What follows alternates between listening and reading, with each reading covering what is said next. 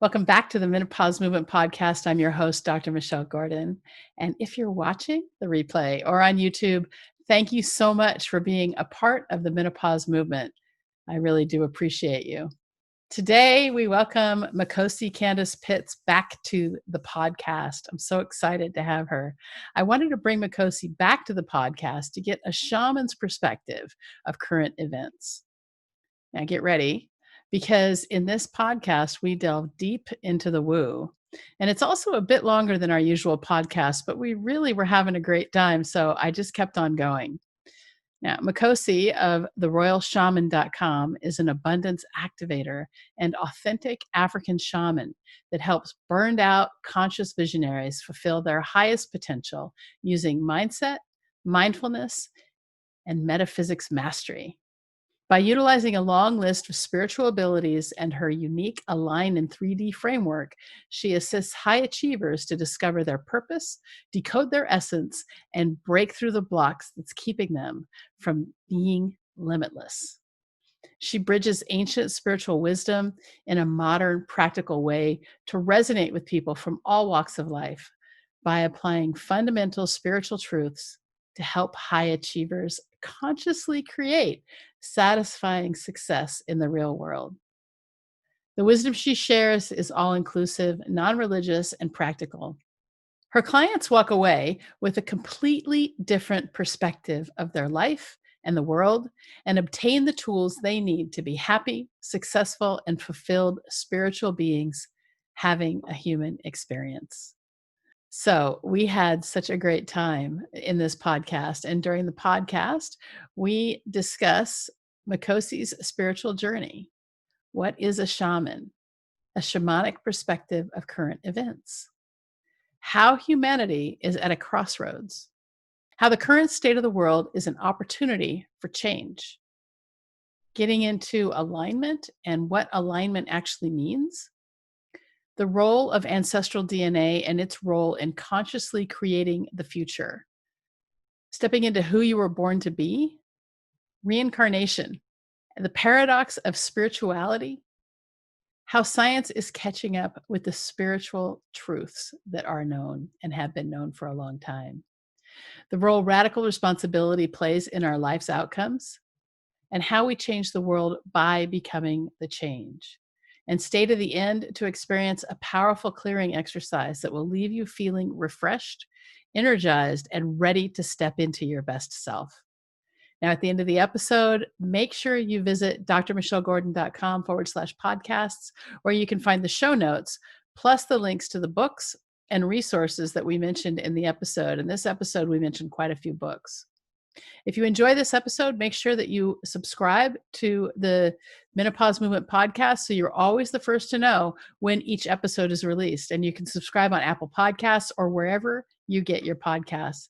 And thank you for all of the 5-star reviews. If you haven't left a review yet, please take the time to review the podcast, because this helps more women to find it and get the help they need during the disruption of menopause. No one should have to go it alone. And thank you so much for being a part of the menopause movement. I appreciate you so much. And now let's get to Makhosi and our interview all about spirituality and the woo.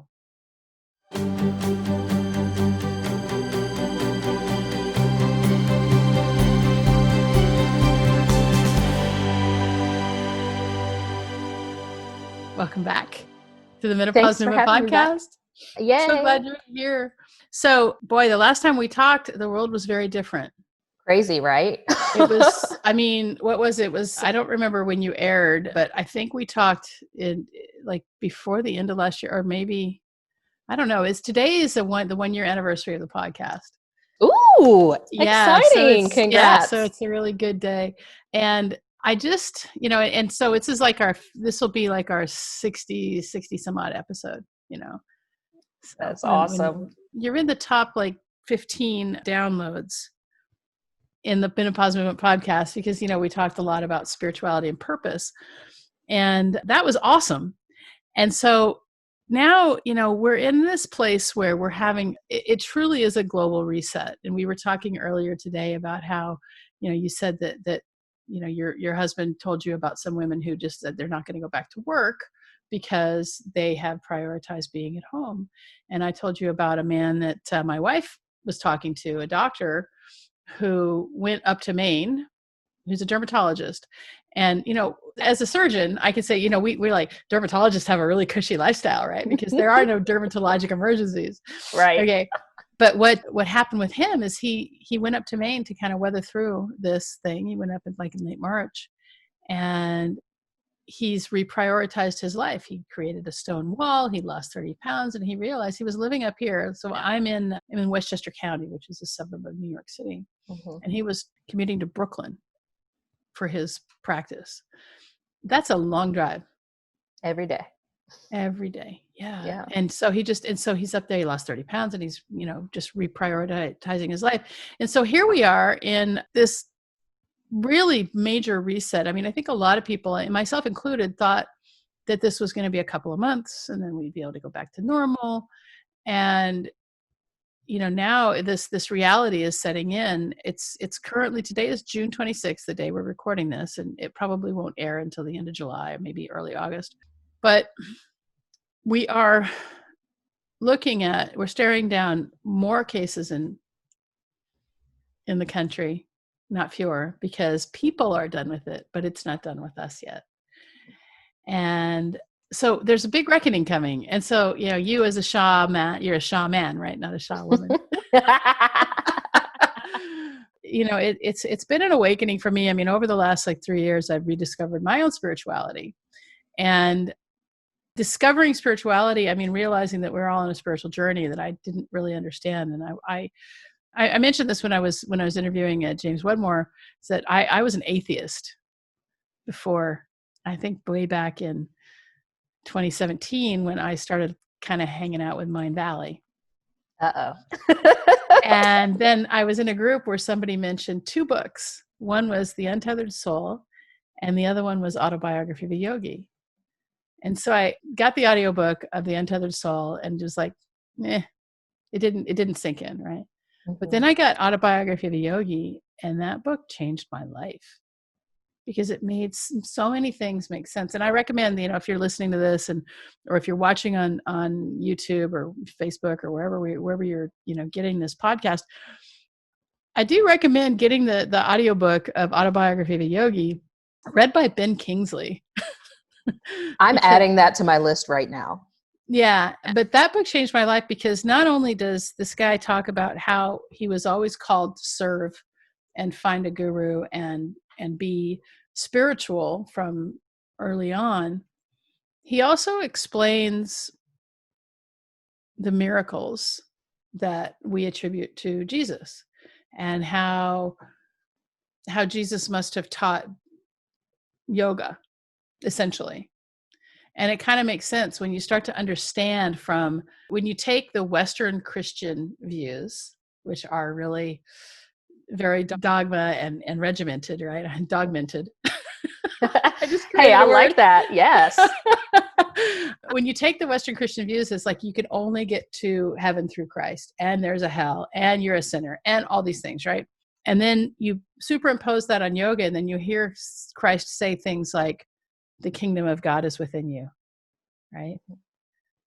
And you have the mind of Christ. That came from St. Paul, mm-hmm. right? And the seven horsemen of the apocalypse, the 7 chakras. And you kind of look at it with, through the Bhagavad Gita, or anyway, I mean, I don't mean to take over as far as spirituality goes, but the reason I say that is because that changed my life, because it made God much more accessible to me. And it made me understand that as a child of God, I am entitled to an inheritance. And it doesn't have anything to do with my being a sinner or repenting or any of that. Mm-hmm. And so that was a big deal for me. So to get to spirituality with you, right? I guess I'd like to hear again you're just a brief kind of synopsis of your journey and how you ended up where you are. Well, I would say, even though I was really consciously on my journey, that really happened. Let's see, this is 2020. So that was, I don't know, 6 years ago now, something like that. That was the more conscious, okay, I'm going on this journey. But I was a very strange child, and I came into the world very weird and remembering who I was before. And I would relay things to my mom, to my family. I had gifts. I was able to interact with non-physical entities, people that had passed on, but also some other kinds of non-physical beings. And that has been my life always, but I suppressed a lot of it only because my mother was a single teenage mom. And also I'm mixed. So we grew up, my mom is white, myself and my brother are mixed, and we grew up in Southern West Virginia. And we just dealt with a lot of trials. Like every day, it's almost like it was a battlefield because we were dealing with racism all the time. We were in poverty. It was a struggle. And so my sole focus was, I am not going to be a statistic. I'm kind of rebellious. I have the heart of a rebel. So I was like, I'm going to prove everyone wrong. I'm going to be incredibly successful. I'm going to become a doctor. I'm going to just like go all the way. I'm going to use my intelligence and just make a way out of no way. Did you just like read my mail or something? I mean, I didn't grow up in poverty. I didn't, I was fortunate enough not to have to grow up in poverty, but I was, one of those really rebellious people. And I remember in high school, I had a biology class or something, and I didn't care about school. I always thought school was kind of dumb. And it's funny, now with being in the, the sphere of influence of some of these people that we're in the sphere of influence of, who tell us that, what are we taught in school? We're taught to be a factory worker, right? The whole educational system is kind of broken. But I remember this biology teacher on the first day said, because I was joking around with my friends or something in the class saying, I can tell who's going to be really good in this class and who's going to not. And he looked straight at me. And I thought, you motherfucker. You think that just because I'm joking around that I'm not going to get an A in this class? Fuck you. Watch me, and so, right. This is so, sounds familiar.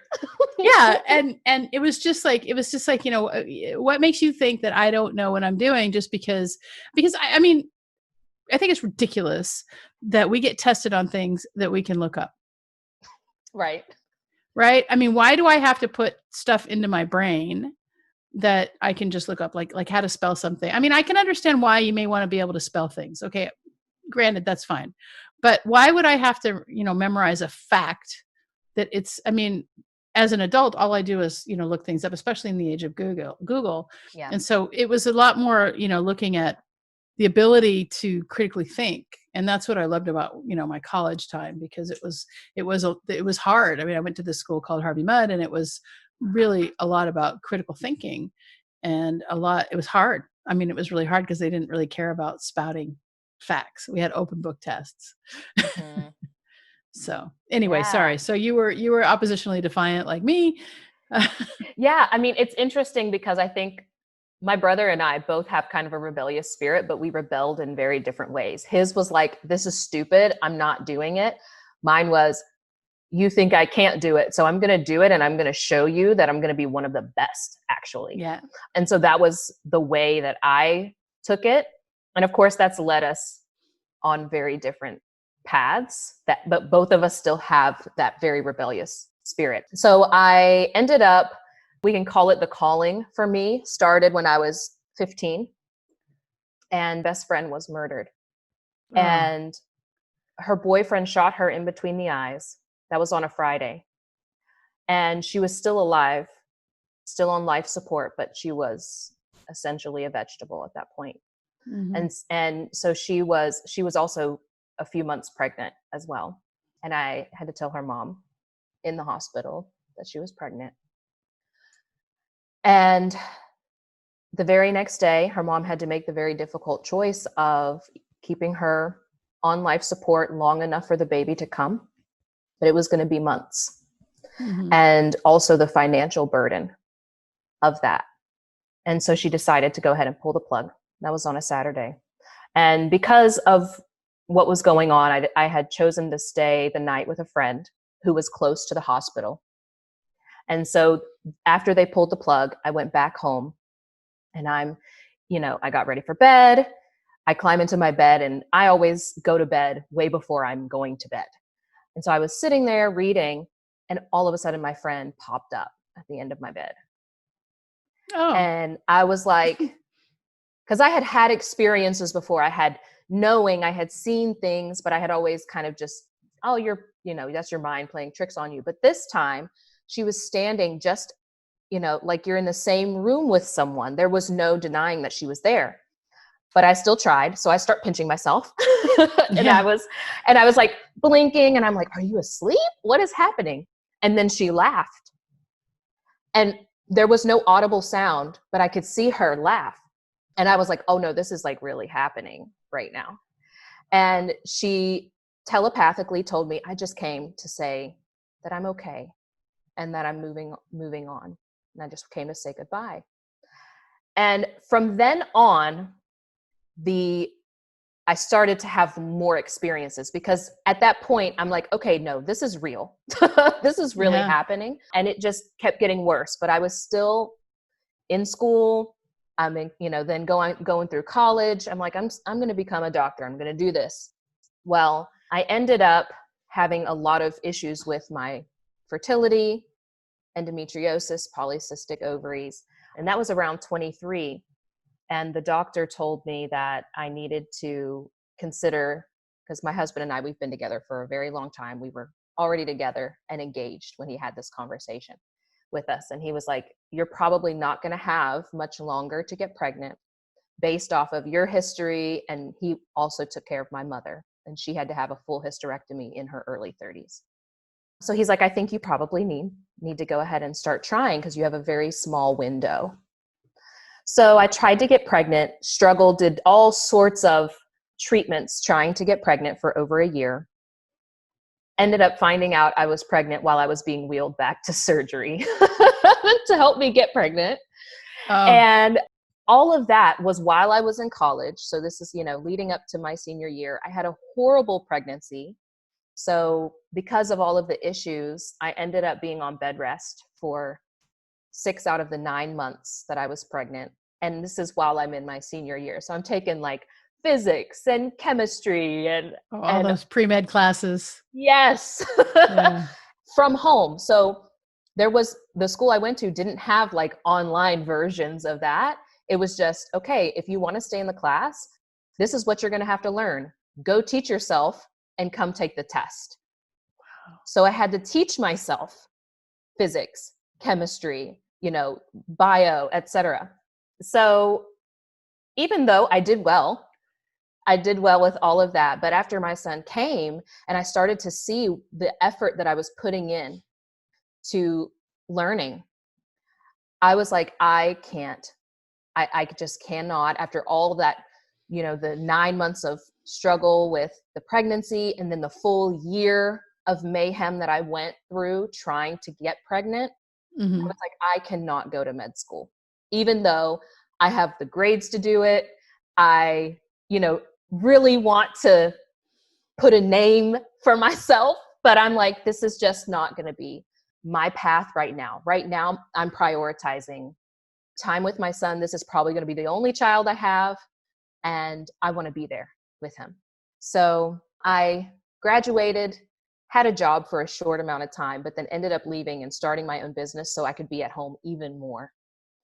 And I was doing the home business thing and raising my son. Of course, I have a husband, so he was taking care of making sure that we were all right.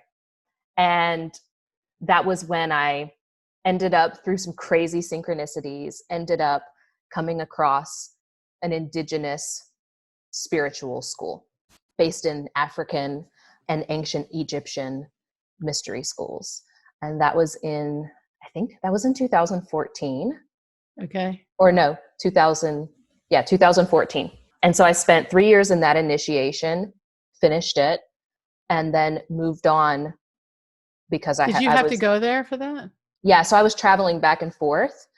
A lot of it was here, but then I was also traveling and spending 1, 2, 3 months at a time actually in Africa. Which country? So in that time period, I was traveling between Burkina Faso, Togo, Benin, and Ghana. And then after I completed that's all all west. Western Africa. Yeah. Yeah. And then whenever I was called to become a shaman, I ended up doing that in South Africa. And I completed 7 initiations in South Africa. And then came back and then opened my spiritual doors to, I mean, I was always working with people during that time, but I officially stepped into my role in 2018. 2018. Yeah. All right. And started working with people. Yep. All right. Well, that's really cool. And so let's just go back to like the definition of a shaman, because I want to make sure that we have, if somebody is watching this and hasn't had the opportunity to go and listen to your other podcast with me, which I think you should if you haven't. But let's just give a brief definition of what a shaman actually is. The way that I've been putting it to people recently is the easiest way to understand what a shaman is bridge. So our role is to be the bridge between the non-physical and the physical reality, between the spiritual and the practical, between, the spirit and the body. And we kind of operate in this zone where we're of the world, but not in the world type of thing. But it is something that it's complex. We have, just like doctors, there's different specialties. So there's different types of shamans. We have different healing modalities. We have different abilities. We have different roles that we play and what we're here to do. We're called to different things. And so that has been just sharing more insight about what actually happens in the spiritual domain. It's very complex, just like any entity, like the government or the school system. It's a system within itself. Mm-hmm. Okay. All right. So you help bridge the gap between the known and the unknown, what is physical and what is spirit. Then let's take a look at what's been happening, this global reset. This is from your outline, and talk about the shamanic perspective of current events. I'd love to hear that. Yeah. I mean, on some level, I don't want to scare people too much, but yeah, we're just getting started. Honestly, we're at shamanically, we kind of see this time period, and this is over the next 7-10 years. We're kind of at a crossroads of humanity. And what's happening on a spiritual level is everything that's been hidden, it's always been there. But our blind spots are coming into our awareness very abruptly. It's like, you're sweeping the house and the rug is being lifted so that you can see all of the dirt very plainly, very clearly. No one is going to be able to hide. The aspects of yourself that need to be transformed are not going to be able to hide on individual levels, but also on a collective level. So it's very exciting to us, even though it's so many people are terrified and, it's very real that people are being completely shaken and people are passing away, and all of that is real. But it presents this huge opportunity for us to address these areas where we have been demonstrating a lack of humanity and a lack of being in sync with nature and our own essence, who we are on a spirit level. It really presents the opportunity for us to examine all these different aspects of ourselves and get ourselves back into alignment. So alignment. I want to get to alignment in just one second, but I want to say that one of the things that, and it may have always been this way. I mean, I think I'm significantly older than you, but I remember being kind of naive as a younger person, when Reagan was president, and thinking that the government really cared about us, right? Yeah. And what I've noticed as I have grown up and become a doctor, and then, run my own business and closed it, all those things, is that the government doesn't really care, because what I like to say is that America is the land of the corporation and the home of the profit. Sips And tea. yes. And well, yeah. And so you think about, the history of America, at least the whitewashed history that I was taught, because I'd never learned about Juneteenth. I learned about Juneteenth this year. Oh, wow. Okay. Yeah. Yeah. Yeah. And that, I mean, just that alone, like I never knew that was a thing, because it was not taught. It wasn't. It wasn't taught, and it wasn't in the, and they did say that, oh yeah, the slaves, the slave owners treated slaves like they were family, blah, blah, blah. I mean, you can't treat another human as property and think that, that's whitewashed history. Yeah. But anyway, so what I was going to say is that we're, here we are in this era of having to really look, and our economy's shut down. And again, the pandemic's not done with us, right? And we're, currently, as of today, at the end of June, we're having record increases in the West now. So it was in the East, and the East is pretty much understands. Now, as we open up, we'll probably get more. So the government, obviously isn't what we've been told. And so we start with that.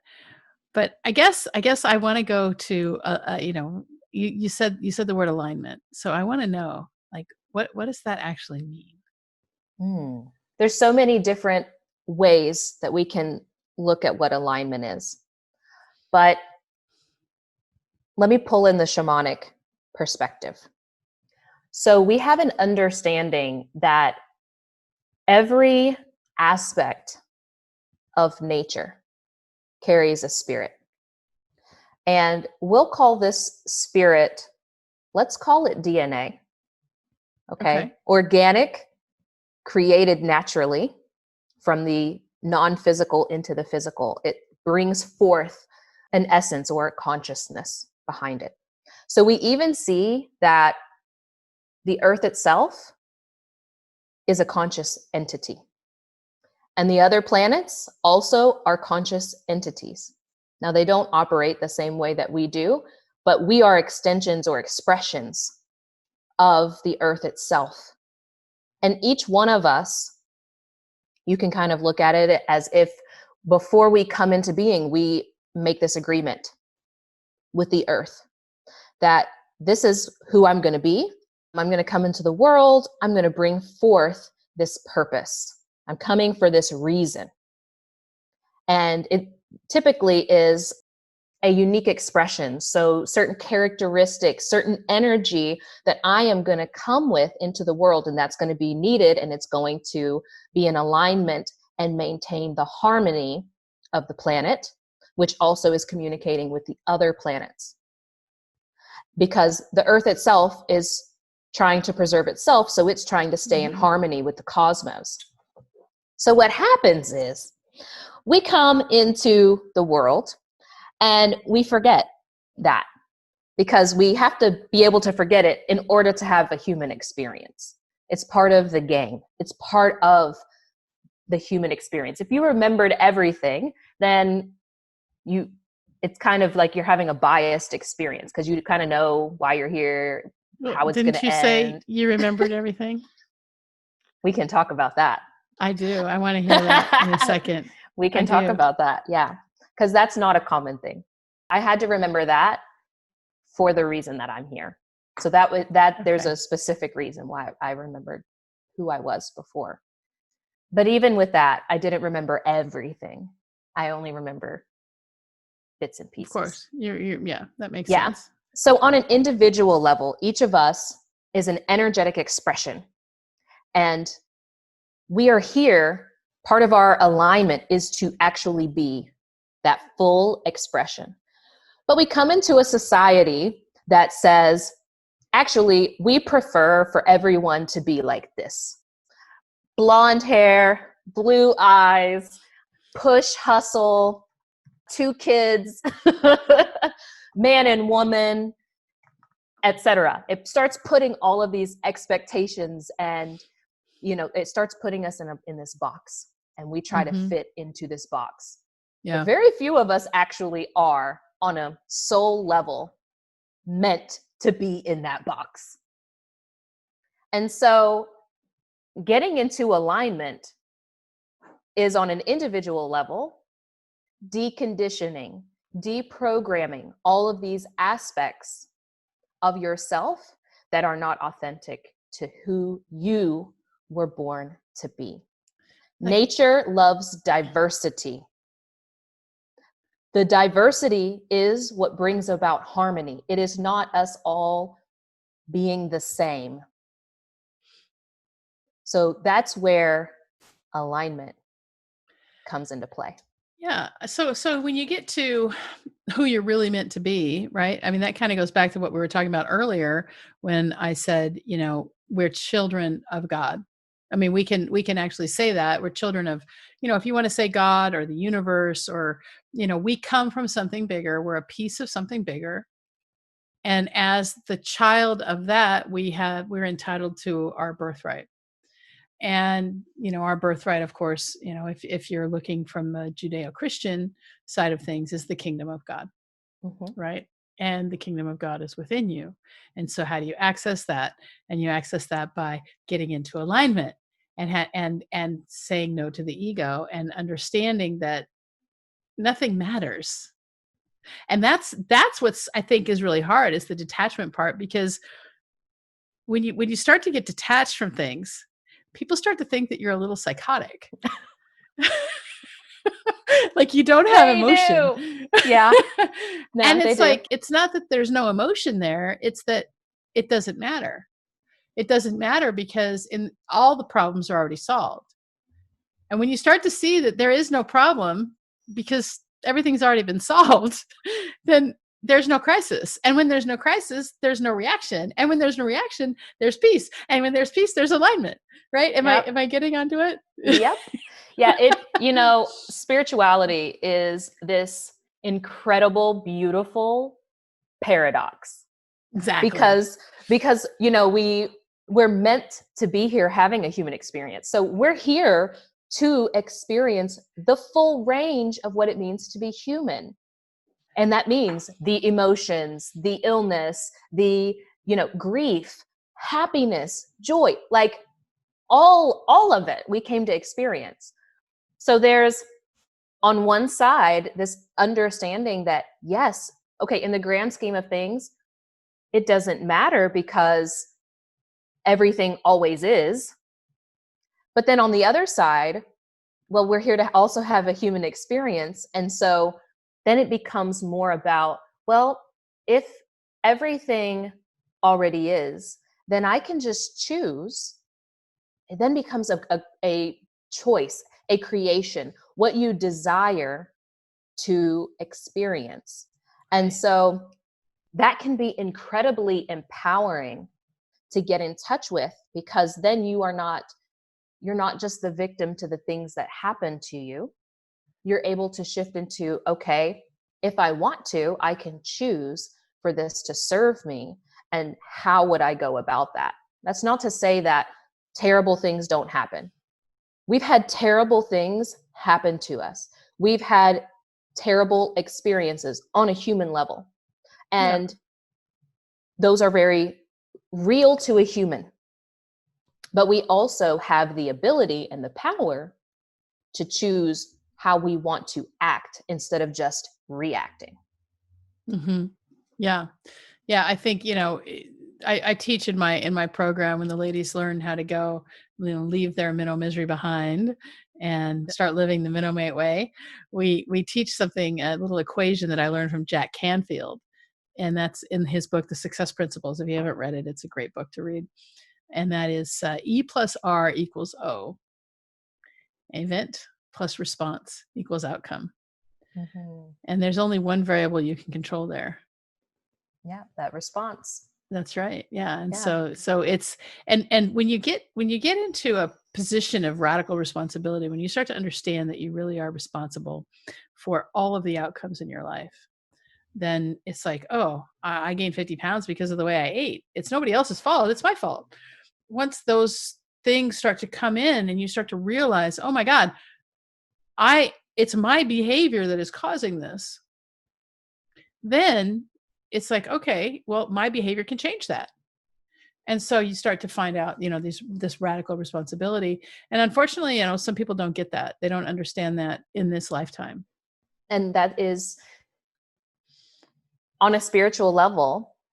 I will just go ahead and tell you, there's the majority of people on this planet at this time are what we would kind of look at as being younger souls.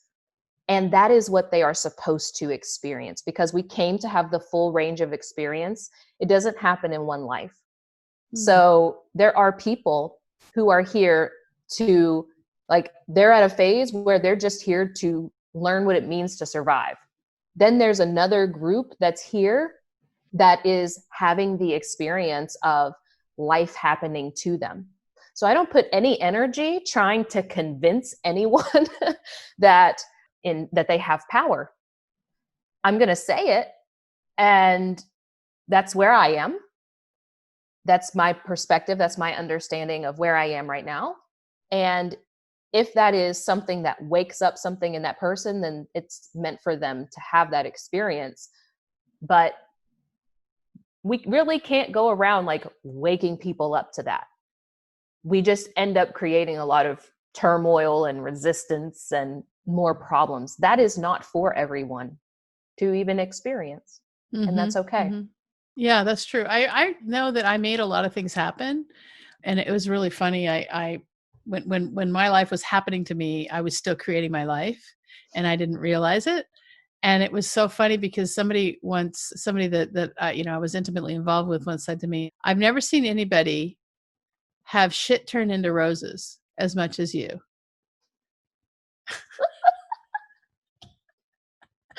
Oh my gosh. and I just thought, well, I don't know. I mean, because I know when I wanted to go to medical school, I mean, that was all I thought about, and the way that whole thing played out. I mean, I got into medical school 5 days before class started. And wow. yeah, I was waitlisted and I got in and I applied to a lot of schools. I got one interview and I got into the one that I interviewed, and it happened to be the one that was 7 miles from my home. Wow.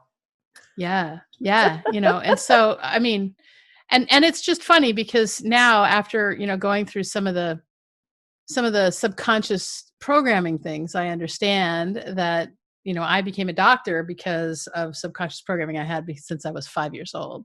And it wasn't really probably my calling, but it was at the time because I did it, Yeah. just like I think you can have more than one soulmate in your life. Agreed. Yeah. So, all right. Yeah. So I want to get back to this bit about remembering your past life. I want to hear about that. Yeah. So when I was born, I remembered the last time I was here, and it was over 2,000 years ago was the last time I was here. And it was so funny when I was gender. No, I was also female back then. Okay. And looked kind of similar, a little bit darker complexion, and was in Egypt. And the reason why it's significant for me is because, okay, I kind of have to pull in reincarnation here. That's okay. So for human beings, we come and we experience life after life after life, and we accrue all of these different experiences and transform, and we can say elevate. For myself, I came out of that, my soul came out of that a long time ago. But this time period that we're in right now is a really critical time for humans, for human beings.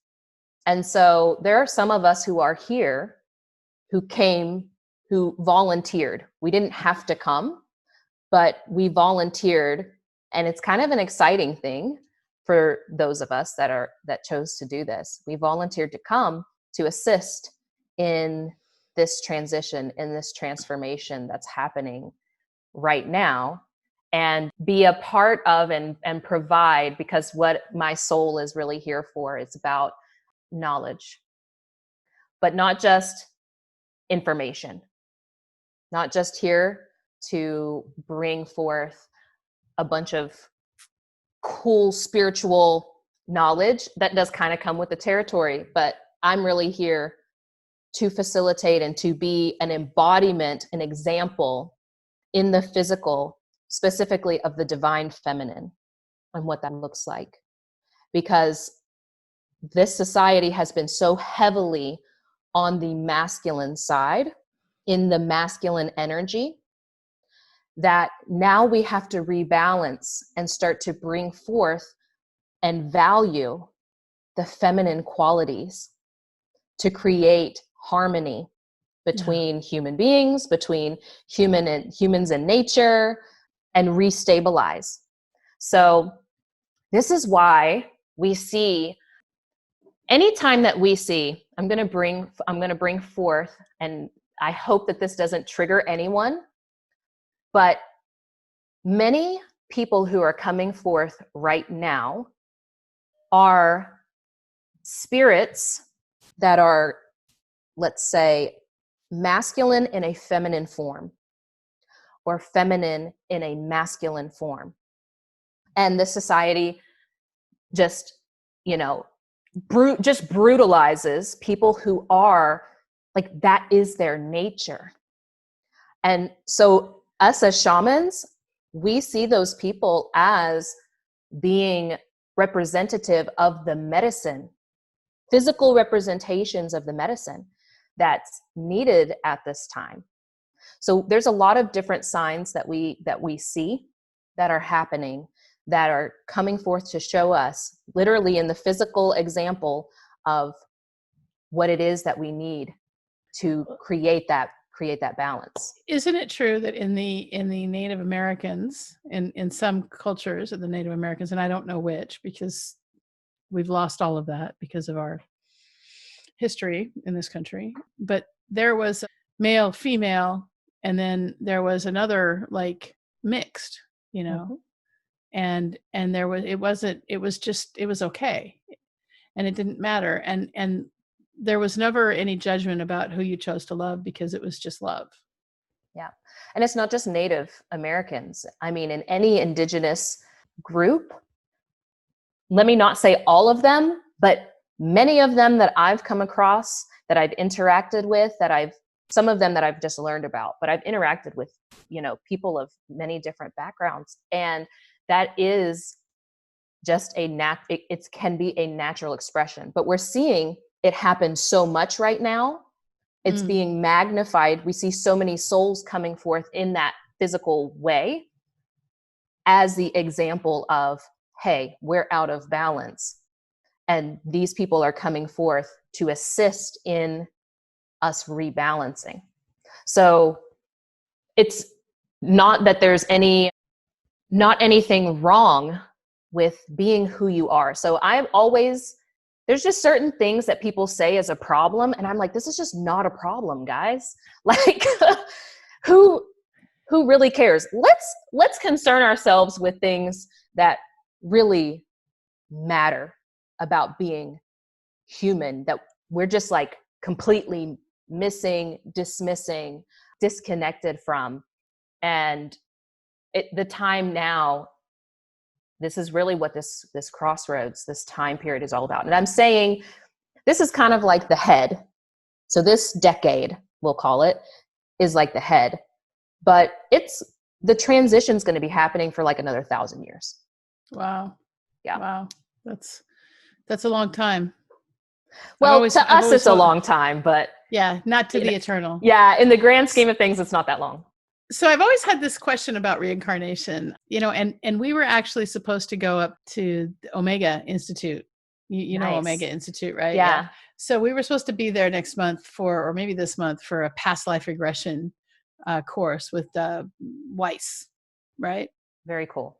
And we got canceled, and obviously, and Oh, when because we of can go back, and coronavirus. yeah, Yeah. and we'll be able to go back. But that's not, I mean, that's not something that they want to do as a, as a distance learning thing. You want to kind of be residential and whatnot.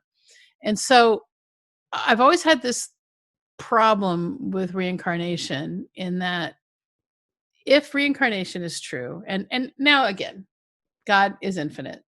And if we really are a piece of God, God can do whatever the heck, right? It doesn't matter. Right. Okay. So I'll give that caveat. But it seems to me that, if we started as maybe a few hundred, I don't know how we got here, right? There's many, many theories on how people started, whether it was evolution, whether we were dropped here, whether we are not in base reality and what we really are is somebody else's video game. Yeah, okay, right? But the population keeps increasing, right? Mm-hmm. So how does that I so that's really where I have a real problem with reincarnation, Mm-hmm. because population keeps increasing. And there's Euler's law, and you can only fit so many into a certain amount of, a certain space. And then once you do that, you start to, I mean, this is exactly what happened. We started using up the resources, and then look what happened. The earth actually, you know is doing what Euler's law shows. I mean, we're in that place where we're having a culling. So explain, if you can. Yes. This is a very complex topic, and I could probably have an entire class on this topic, but I'll give like an abridged version. So the way that I kind of understand is, if we see source being up here, okay, let's say that source, God, whatever you want to call it, is up here. And then a piece breaks off. And this piece comes down. And as it's coming down in vibration, now it's getting closer to being able to be made physical. And that piece is actually a group. We'll call it an entity. And let's say, I'm just throwing a number, let's say that there's 1,000 souls in that entity. Okay. Okay. And it's coming down and it's getting closer, moving through. There's like a layer almost of kind of sludgy type material.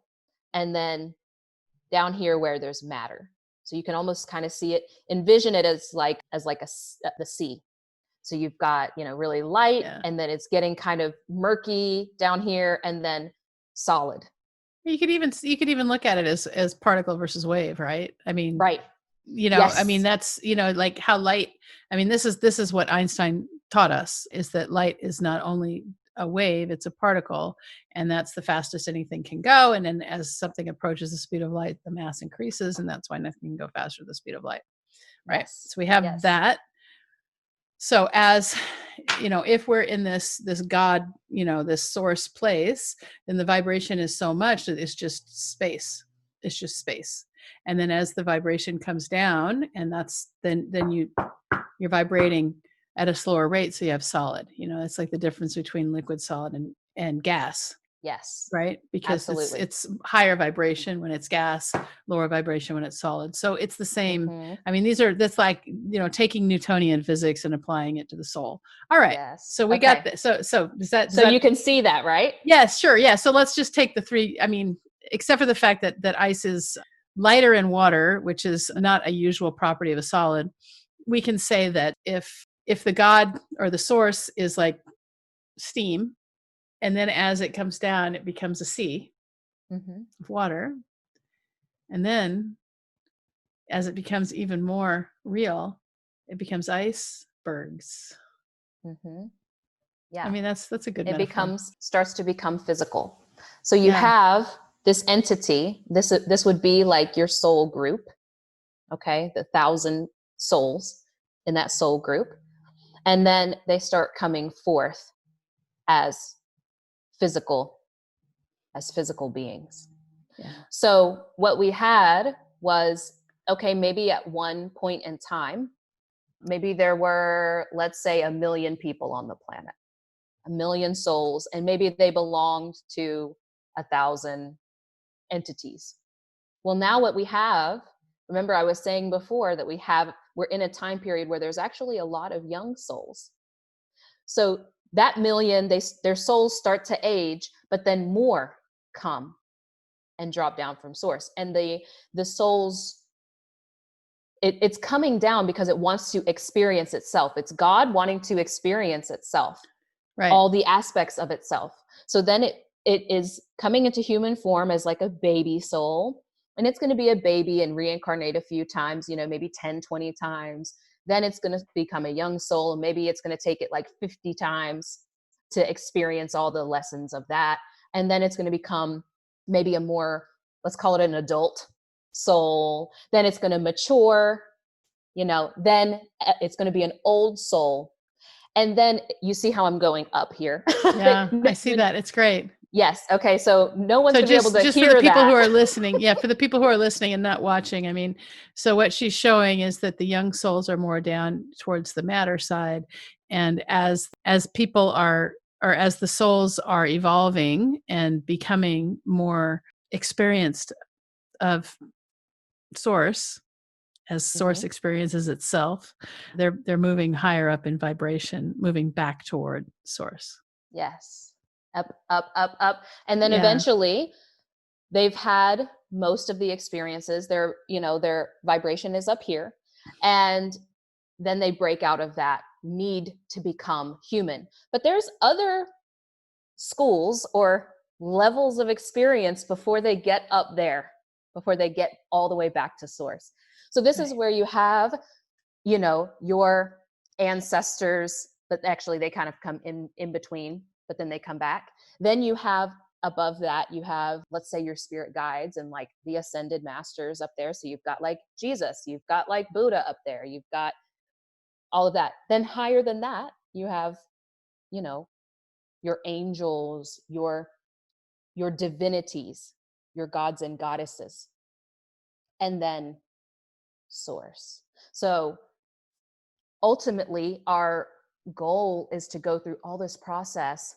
And then even once we break out of the cycle of having to become human, then you have these other layers of experience that are just different. So let's say you're at the level of guide and you're learning through guidance of a human and through all of the experiences on that level.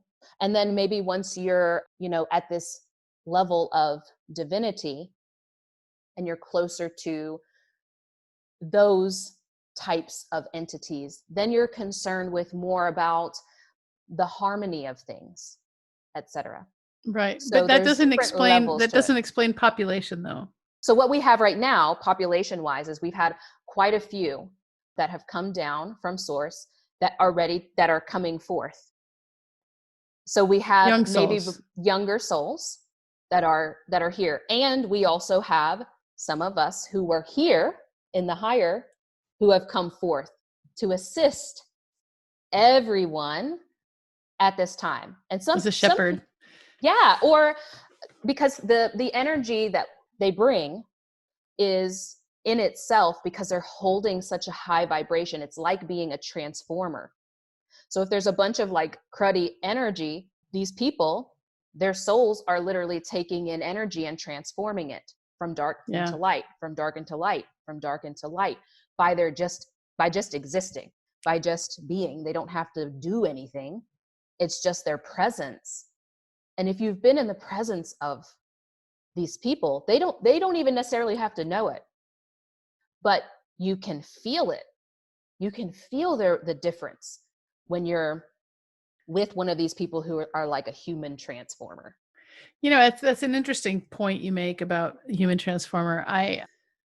So we were talking about, Autobiography of a Yogi earlier, and you're going to love that. If you haven't read that book, you're going to love it. You're going to love especially the part about when he talks about the astral plane, because he tells us about his master came back to him and talked about this planet called Loki. And I don't know, that is so like, I kind of skipped over that part, but I'm looking you forward to might. reading it because, yeah, a lot of that, yeah, that's a thing. Yeah. Yeah. So I'm sure it is a thing. I mean, I think we've all experienced, some sort of, especially in our dreams while we're sleeping. I mean, there's like, you can fly and you can do all sorts of things.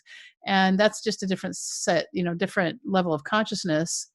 And so, some people would even argue that we may be more alive while we're dreaming than we are in this dream world, but that's really woo woo. Not that we haven't been woo woo I mean, we've already. been Yeah. getting real woo here. Yeah. So, but here's the thing. I went to see the ashram in Encinitas where Yogananda wrote that book. Mhm. And the I wasn't really that in tune with energy. And, there were people who were kneeling at the, like where he would sleep. And I couldn't do that. I don't kneel. I don't kneel for anything. And that's just me. I don't do that. But it was really cool to see like the living room, and I could actually see him in there like entertaining guests. And then they left his shoes at his bed, underneath his bed, and so I could see him, and he just had a twin bed. He just like, you could see him going to bed, and he had this beautiful office with the desk at the window overlooking. It's actually Swami State Beach in California. It's called Swami State Beach because of the ashram that's there. And so the energy there, I mean, he was there. He was there, and I could feel it. And so I love to go whenever I have to go to California for any of these events with James Wedmore. Then I stay with my cousin in Laguna Beach, although he's kind of relocating to Sedona, so that's going to take away my California time. But I stay with my cousin in Laguna Beach, and then I'll drive down and go to the services or something, because I really have resonated quite a bit with that book. Now, before we move on to ancestral DNA, I wanted to say that there's a book that I read way back in the 80s that was written in the 60s by Arthur C. Clarke called Childhood's End. And it really is about the evolution of the species, a transcendence of the species, and how the children, they grow up and they become, I mean, and it might be something I think you might enjoy it. And Yeah. if it, I've always loved science fiction, but that book emotionally hit me because it ended in such a weird, it was just weird, because I was like, is this really a possibility? Because I think that he was on his own spiritual journey, and this is how he kind of started to process it. But don't watch the miniseries because it's horrible. Really read the book. The miniseries is really bad. It was on Yeah. Sci-Fi, and it was really bad. The book is really, I mean, that was a really interesting book because of what happens at the end, and the children just they just become. And so, and with the way you're talking, I'm thinking, could we be in that? Are we at the beginnings of something like that? Yeah. I mean, we are, I was talking about this kind of crossroads. It really is almost like it has the potential to be the birth of a different kind of human, a different species of human.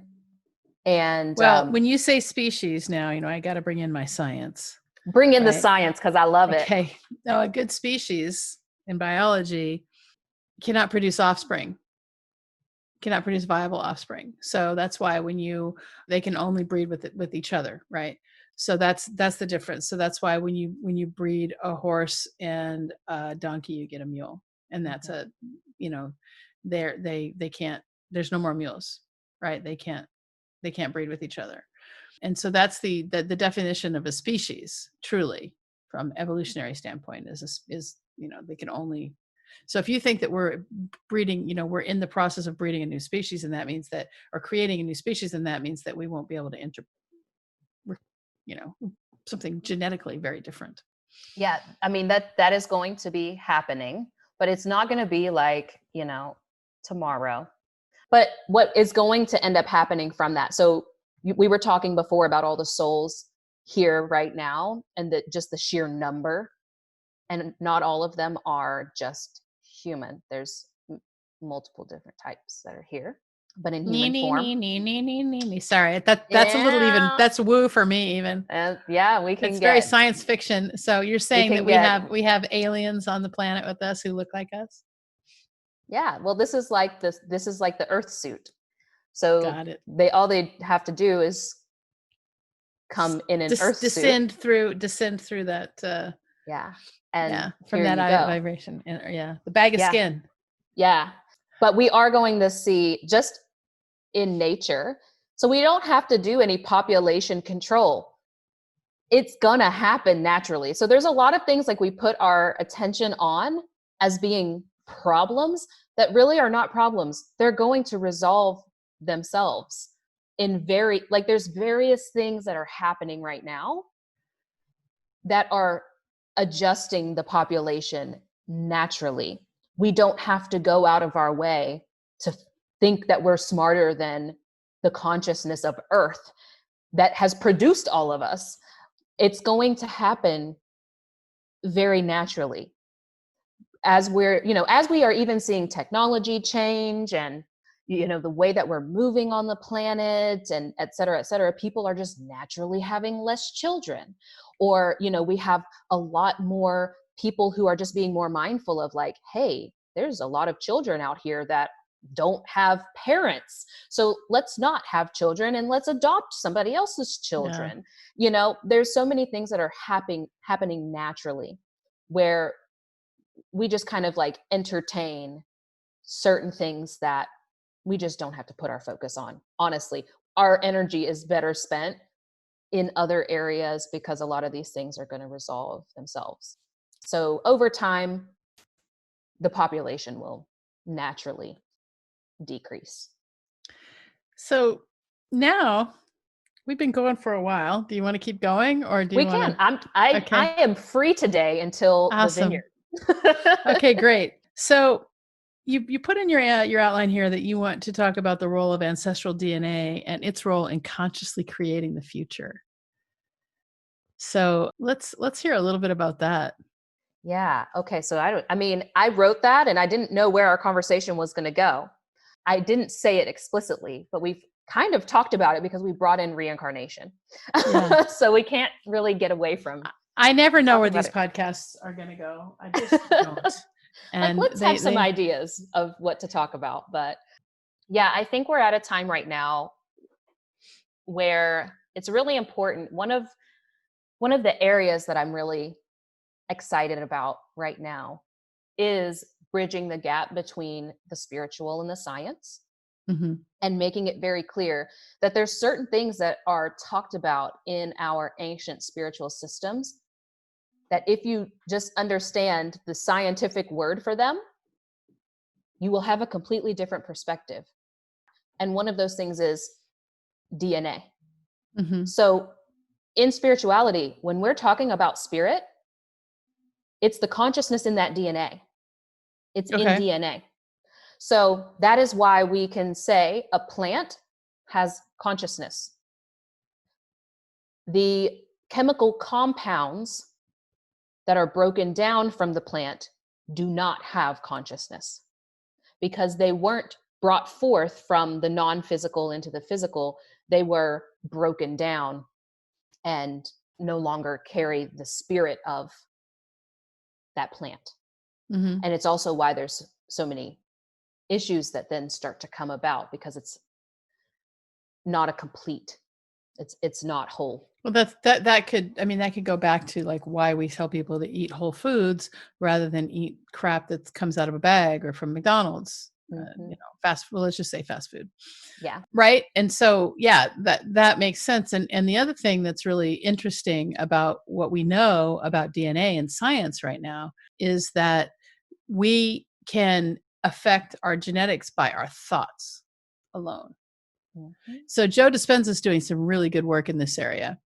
And, some people may think that he's kind of a quack, but the science doesn't lie. And he's not doctoring the science. I mean, he's looking at IgA and, he's looking at unwound DNA and he's looking at the epigenetics, which is the epigenetics is the very top part of the double, of the top part of the genes. So if you have the double helix, right? So the double helix, it's hard to explain, but it's like this, and they're cross-linked, right? Mhm. And so it's the top part of those little cross links there, Yeah. right? And so, and that he talks about the junk DNA, right? The DNA that we don't think is being expressed, but in reality, that is being expressed as our consciousness, probably. Mm-hmm. And where our thoughts go, then that's how we can change our genetics, and that's how people are getting into the meditative state of the present moment, and then they're able to consciously or subconsciously change their actual current reality. Mm-hmm. And Absolutely. yeah, I mean, not to So steal your woo. yeah. I mean, okay. So you're talking about it in the scientific aspect. Yeah, It's been being said for tens of thousands of years in all these different our ancient spiritual systems, our indigenous spiritual systems. It's yeah. been said. So, the work that he's doing, I absolutely love, and he's bringing it forth in a way that is making it more understandable for a Hmm. lot of people, because that's why I'm starting to kind of like shy away from using the term woo woo, because it is more real than what we think is real, right? There's this huge aspect, they call it junk DNA, but it's the majority of the DNA. Yeah, It's yeah. more real. I mean, listen, once you start to really realize, I mean, we live in a dream world, and all of it is malleable, right?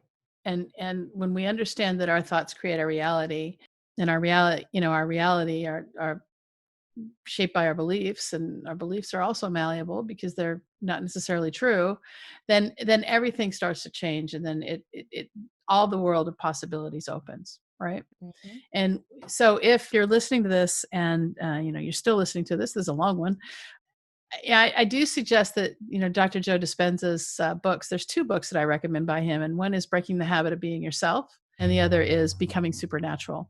Both are really interesting, and they're backed by science, and it's hard to deny, especially me as a scientist, to say, okay, when you meditate, your IgA levels go up, and that helps your immune system. I mean, okay, that's enough, and What else do you need? right. Well, I mean, the other thing is just the anecdotal part of when I meditate, and even if you're not seeking God, even if all you're doing is doing a transcendental meditation where all you're doing is repeating a mantra for 20 minutes, it still trains the mind. Mm-hmm. Because in America, especially, and in Western culture, we're not taught how to train our mind. And so, we have Headspace, which I think is a really good first step. It's probably the best first step meditation program out there. And then you have something like Insight Timer, which, has like 40,000 free meditations. But Mm-hmm. I really like Headspace because he just starts with treat it like a muscle and train it like you would any other muscle, and start Yes. with a couple of minutes. And then, and don't worry if you're thinking, because that's the mind's job, is to think. And you just kind of, go from there. And it's really helpful. It's really Mm-hmm. helpful to see that. And Yeah. so when you start to, like I read this guy, I read Yogananda's lessons. I bought his lessons from Self-Realization Fellowship, and then I was able to get the lessons from the 1950s. Oh, So the wow. ones he probably actually wrote, right? And Yeah. that aren't like filtered.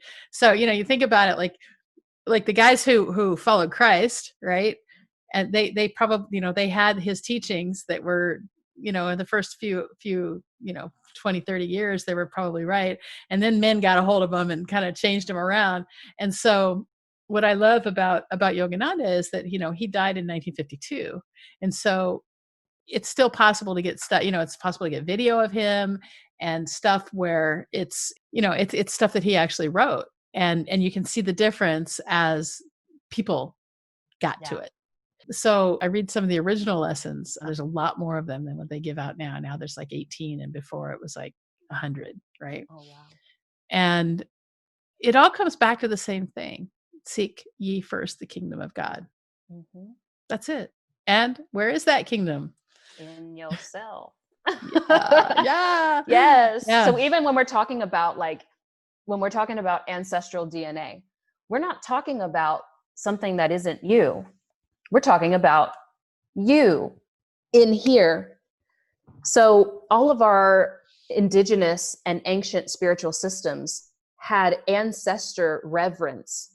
There's been a lot of misconstruing around what that means, because a lot of people think it means worshiping your ancestors, but it really means having reverence for oneself, because you are them and they are you in the DNA. There's nothing about me right now. You know, I'm mixed. I look very different than my mom and I look very different than my dad, but there's nothing about me that is just me.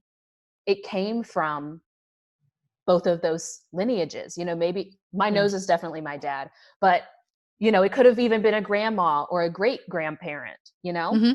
So we have to understand, this kind of goes back to what you were saying before about that radical responsibility, and how we can use that to consciously create the reality of the future. If we choose to recognize that, okay, there were things that happened that maybe in, you know, this version of me did not do or did not experience. However, any trauma, whether you're the one inflicting it or the one receiving it or witnessing it, is in the DNA. It's in you. It is you.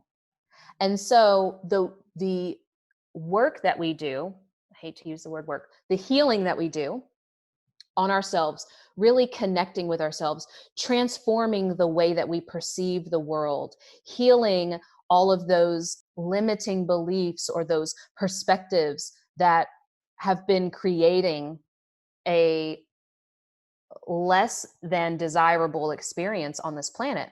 The minute that you realize that, hey, I can take responsibility for the fact that it's in my body, well, that starts to heal you, but also generations back, because it's in the DNA, generations forward because it's in the DNA.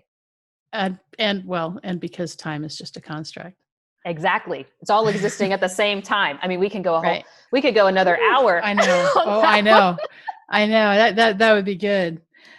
So we can consciously create our future based on the choices that we make now then. And that can heal not only our past, but our future as well. And I did have a podcast with Lindsay Parks last year all about, you know, transformational mindset shifting, and she talks about how she left a very abusive marriage, and one of the things she does now is she sends healing to her younger self who was getting that abuse, and telling her that you're going to make it through it because it's going to get better. And I think that I think back to times for me, like in my teenage years, which were really, really rough. It was hard. I was a foster kid when I was 15, and I think I moved like 8 times when I was 15. Wow. Just being a foster kid. And I remember times just like sitting, and it's a really funky memory, but it's like I got the sense that everything's going to be okay. Everything's going to be okay, you know. And this it is the weirdest funky memory, because it was like, yeah, everything's going to be okay, and you're going to be a doctor, and it's going to be fine. Don't worry. Just don't worry. It's okay. You just have to get through this. I love that. So you remember hearing your future self telling you. Yeah. I love it. Isn't that crazy? Yeah. I mean, it is, but it isn't. I know. I know. So the last thing you have on your outline here, and it's, you know, only taken us an hour and a half to get through. And I only put like 3 things on there. There's 3 things, I know.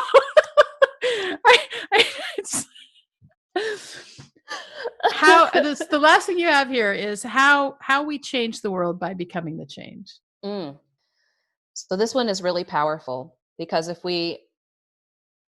this is, you know, kind of the next step of what we're talking about, of our thoughts creating our reality. And of course, it's not just you have a random thought, but it's the thoughts that you entertain. It's the thoughts that you keep coming back to that end up, you know, proliferating. That's not the word. That end up in creating your reality. But if we come back to understanding, let's bring in a little science, a little bit of quantum entanglement.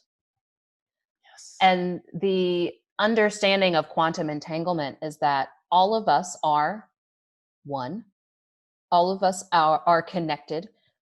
Who we're being at all times is having an effect. And when I'm saying being, I'm talking about that energy, that vibration, who you are being, even when no one's around, that is having an effect on others.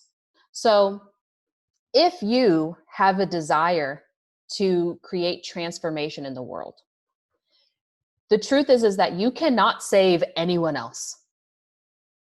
You can only change this self. So if there is something that you want to see change in the world, you have to first become it.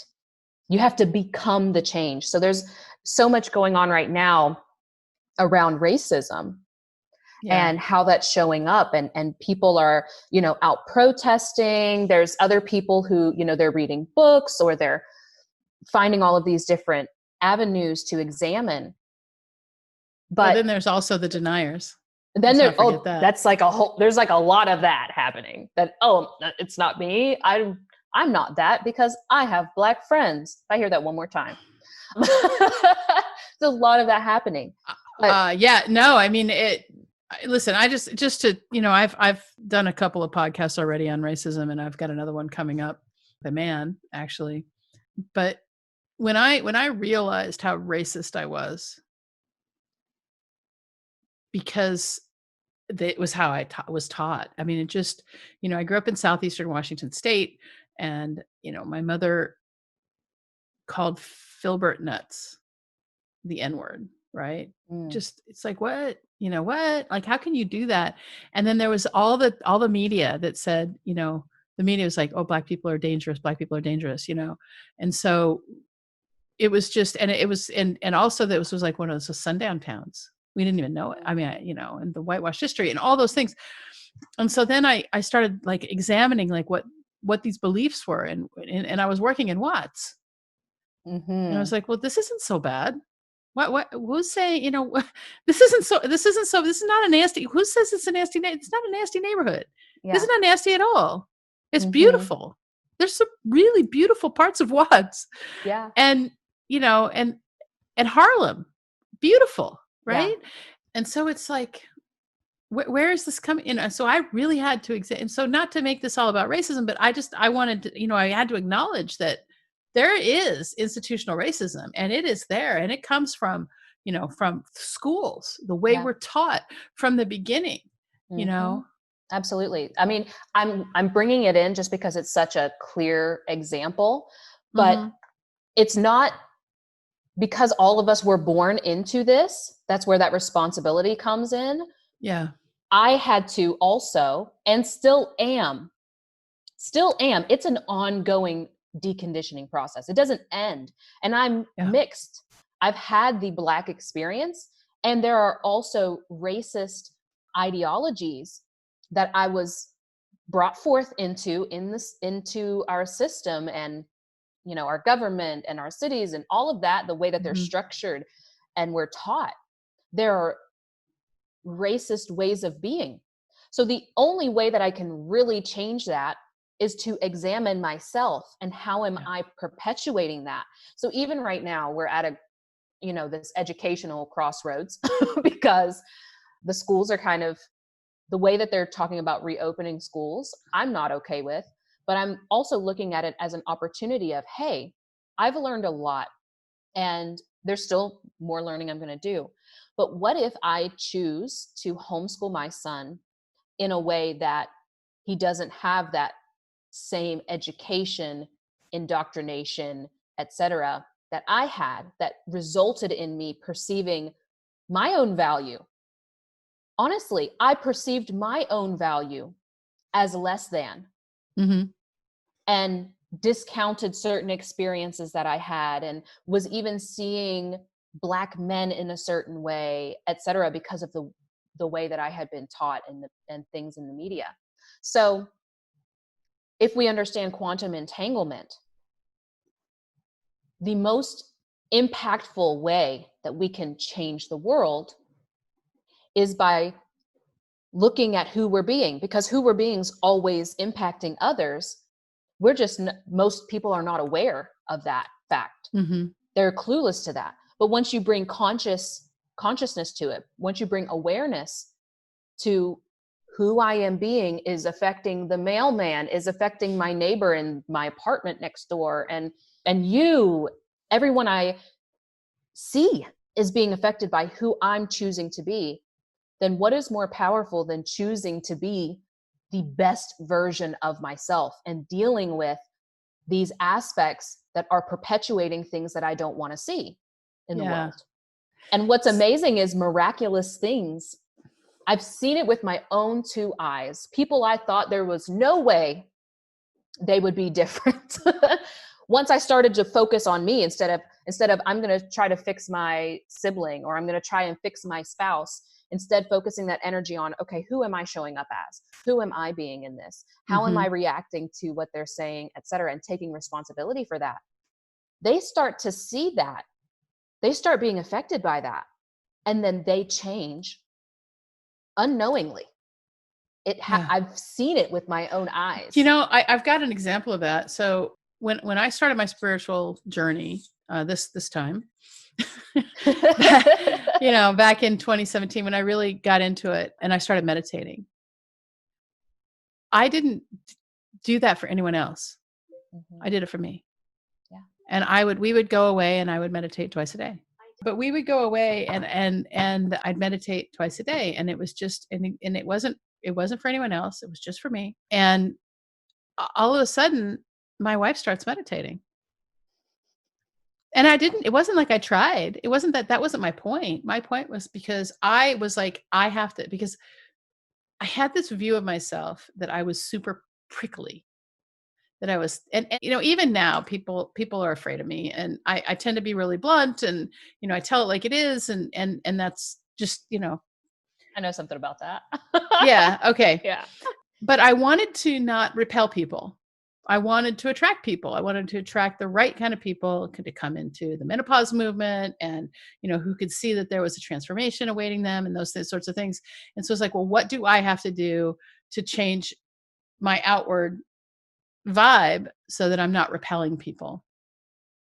And that was, you know, and that was the work that I did. And it, you know, took me a couple of years to kind of start to like open up. I mean, I still hate surprises. I still hate phone calls. I still, you know, there's like a lot of weird stuff, but you know, I'm quirky. You know, we have our things. Yeah. Yeah. But if somebody is listening to this and is really wanting to start on a path to become the best version of themselves, what is your recommendation for like a quick start to that? Ooh, a quick start. I mean, I'm going to go just simple meditation and energetic cleansing. Everyone can benefit from energetic cleansing. Oh, on let's the do regular. one. Can you do an energetic cleansing for I usually do use certain tools, and I usually get into a certain space to do that. But what we can do is take people at least through the process of what that would be like, what that would feel like. And hey, it might work even though I'm not like in the mode. But what's really important for people to understand is why they're doing it, what the purpose is. So if you understand that everything is energy and that our energy is communicating with each other all the time, and also with other aspects of nature that are energy, if you are not aware of that, you can take on energy that is not your own. You can take on energy that is not of the vibration that you want to be. So meditation is great, but also having just a regular practice. You can use something simple like water and salt. Sound. You can also work with someone. So one of my abilities is through words, through sound. I have to maintain my vibration, but through that, assisting others in clearing and healing. And it can be incredibly powerful to start to realize when you're doing this cleansing that I was feeling a certain negativity. I was feeling depressed. I was feeling anxious. I was feeling fear. And then I cleansed, and now I'm not. And now it's really important because so many people are operating in fear. So many people are afraid of not having enough, of what's going to happen tomorrow because things are changing so rapidly. And if you go out to get groceries, if you pay attention, you can feel it in the air and you carry it with you. You carry it home and then wonder why you're arguing with your spouse or, biting your kids' heads off. Yeah. Because you've picked that up. So participating in just a regular cleanse I like to say, especially in the beginning, a daily basis, if you can, is incredibly powerful. So yeah, if you want, we can give it a go. Yeah. Let's do a quick one. A real quickie. Yeah. And this is so, great. Okay. So what I want everyone to do, don't do this if you're driving, but or maybe, stop. If you're running, stop. Yeah. If you're on the treadmill, just step off for a minute, but allow yourself to get present, feel into your body. And so I like to start from the ground up, feeling where the bottom of your feet touches the floor, bringing your focus there and allowing yourself to be in your body, grounded and in touch with the floor, with Mother Earth, fully connected. Feel how, I have a sock on, so feel how the sock touches your skin. Notice the temperature in the room and start to bring your awareness up and into your body, up through your calves. Notice any tension there, any tension in your knees. Bringing your awareness then up into the thighs and into your butt. Notice how your posture starts to adjust because you're bringing your awareness where it wasn't before. And your body's naturally telling you what is the most aligned way for you to be and saying, welcome back into your body. Then you bring your awareness up into your stomach. Notice if you're a little hungry, what that actually feels like to be hungry, and what a blessing it is that you don't have to feel that all the time. Bringing it back up. Notice if there's any tension in your chest. Right now, there's been so much going on that most of us are forgetting to breathe. So allow yourself, now that you're in your chest, to take a few really deep breaths and exhale.